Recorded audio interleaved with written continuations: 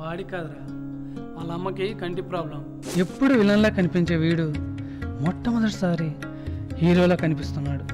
ఎందుకంటే నాకు దోస్త్ అని చెప్పుకుని ఇక గడొక్కడే ఉండు భయ్.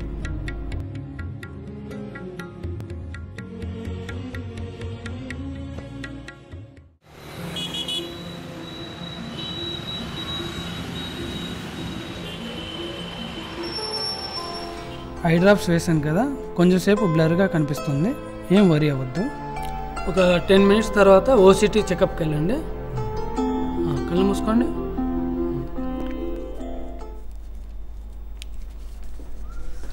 మీ నెంబర్ 12, కాసేపు వెయిట్ చేయండి.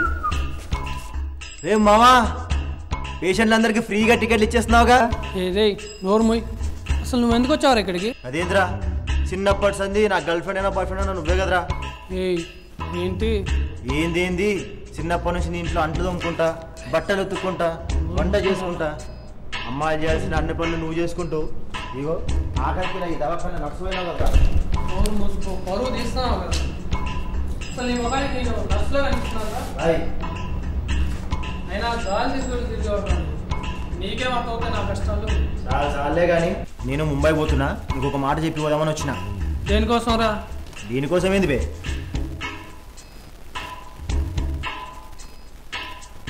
పెద్ద బిజినెస్ మ్యాన్ అయిదామని ఫిక్స్ అయినా, బిల్కుల్ ఫిక్స్.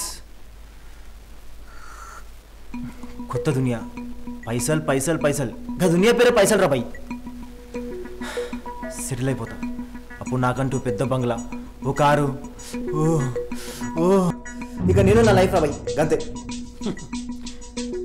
రే నువ్వు అప్పుడెప్పుడో దివ్యకు సైడ్ కొట్టేటప్పుడు చెప్తున్నారు ఈ మాట.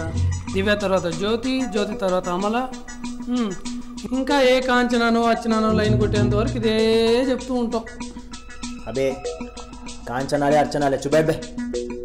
ఈ యాదవ్ గారు ముంబై పోయి స్లమ్ డాగ్ మిలియనీర్ అయ్యింది, అందుకే నరసింహని బట్టిన మస్తు పైసలు ఇస్తా అన్నాడు.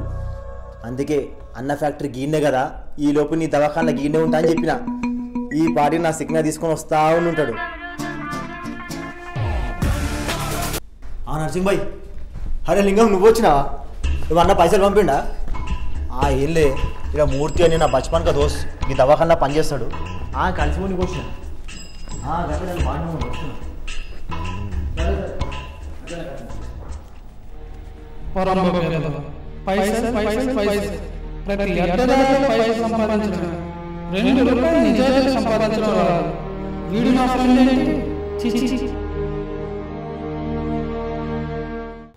రవీంద్ర లోపలికి వెళ్ళు. నరసింహ్ భాయ్, అరే లింగం ఇప్పుడే పైసలు ఇచ్చిపోయాడు భాయ్, బిజినెస్ మ్యాన్ అయిపోతా భాయ్. అరే నువ్వేం ఫికర్ చేయకనా, మాలిక్ వస్తాడు దందాలోకి.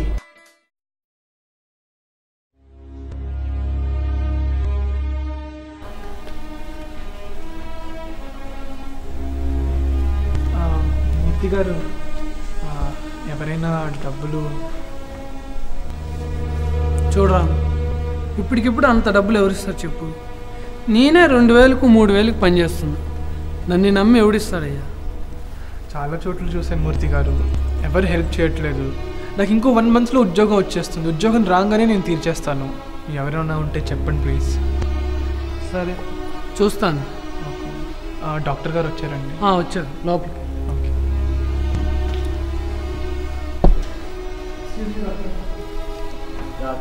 Right boy. అరే చూసుకోవాలా, రేపే మన ప్రయాణం. వెళ్ళే ముందు మా మూర్తి అని ఒకసారి కలిసిపోతా బాయ్. ఎందుకంటే నాకు దోస్త్ అని చెప్పుకుని ఇక గడొక్కడే ఉండు బాయ్. రేపు నేను ముంబై పోయినా అనుకో, అని మళ్ళీ ఎప్పుడు చూస్తానో ఏమో. మా అమ్మ లాఠీ తగిలింది మా అమ్మ, ఇంకెళ్ళిపోతా, ముంబై మొత్తం మందే. అవునరా, బిజినెస్ అన్నా ఏం బిజినెస్ రా? అవన్నీ తెలియదురా బాయ్, ఒకటారుండా మస్తు చేస్తాం. దందాలో ఎవడైతే పైసలు కమాయిస్తాడో గాడి బిజినెస్ మ్యాన్, అదే మనకు తెలిసింది. బిజినెస్ ఏంటో తెలీదు కానీ బిజినెస్ చేస్తాం. అబ్బో ఇచ్చిందిగా స్ట్రోకు. అది కాదురా బాయ్, మొన్న గోపిగాడు ముంబై పోయిండు, ఆడు మస్తు పైసలు కమాయించాడు. ఆడు రమ్మన్నాడు, నేను పోతున్నా గంతే. నీ పని బాగుందిరా. సరే, ఆల్ ది బెస్ట్, బయలుదేరు. వెళ్తాం లేవో.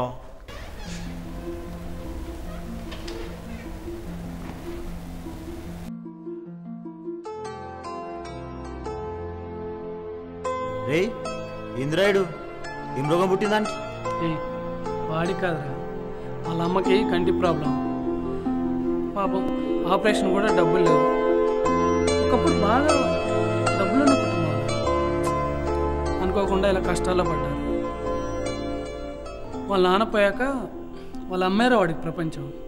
కష్టం అంటే ఏంటో తెలియదురా వాడికి. నాకు మొట్టమొదటిసారి అనిపించిందిరా, నాకు ఒక 30,000 40,000 జీతం వస్తే బాగుండేది, తనకి హెల్ప్ చేసి ఉండేవాడిని అని. కానీ ఏదో ఒకటి చేసి తనకు మాత్రం హెల్ప్ చేయాలని ఉందిరా. మనం వాడికి చేస్తున్నాం రా. ఏంటి మనం వాడికి హెల్ప్ చేస్తున్నాం రా. నువ్వే చెప్పావు కదా బే, పాపం వాడి కష్టం అంటే ఏంటో తెలియదు. వాడికి నమ్మే ప్రపంచం అని. మనక చిన్నప్పటి సంది అమ్మ నాన్న ఎవరు లేరు. పైకి ఇలా హాయిగా కనిపిస్తున్నా కానీ కష్టాలనే బాగా పెరిగేసి.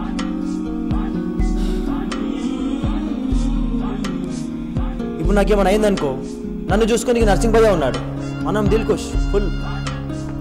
పాపం ఆడెక్కడికి వెళ్తాను, ఆడికి ఎవడున్నాడు? మరి బొంబాయి అన్నావు, బిజినెస్ అన్నావు. చూపే, యాదవ్ గారు ఆడికి హెల్ప్ చేద్దామని ఫిక్స్ అయ్యాడు. బిల్కుల్ ఫిక్స్. ఇగో ఈ పైసలు తీసుకెళ్ళి నీకు తెలిసిన వాళ్ళు ఇచ్చారని చెప్పి ఇక పోరగానికి గట్లనే మీ ఫాల్తూ డాక్టర్ అని చెప్పు. ఎక్కువ నకరాలు చేసిండు అనుకో, తుకుడలు చేస్తా అని చెప్పి సాలే కానీ. నర్సింగ్ భాయ్ యాదవ్ అప్పుడప్పుడు వస్తూ ఉండరా? ఎట్లనే కానీ గాడు ఏం చదివిండ్రా? బిఎస్సి కంప్యూటర్ సైన్స్ అన్న. ఎట్లనా? నర్సింగ్ భాయ్ మన ఫ్యాక్టరీలో పొరగాడు కావాలన్నా కదా, మస్తు ఉన్నాడు పొరగాడు.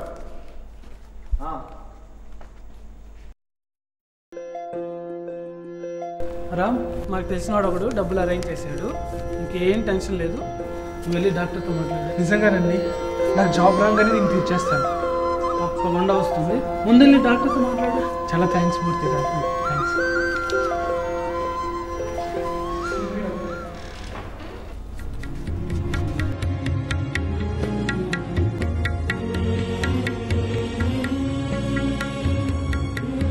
పోతున్నా మరి. నర్సింగ్ భాయ్ ఇలాడు కంప్యూటర్ సైన్స్ చదివిందంట. ఏంటా ఎప్పుడు విలన్లా కనిపించే వీడు మొట్టమొదటిసారి హీరోలా కనిపిస్తున్నాడు. నా ఫ్రెండ్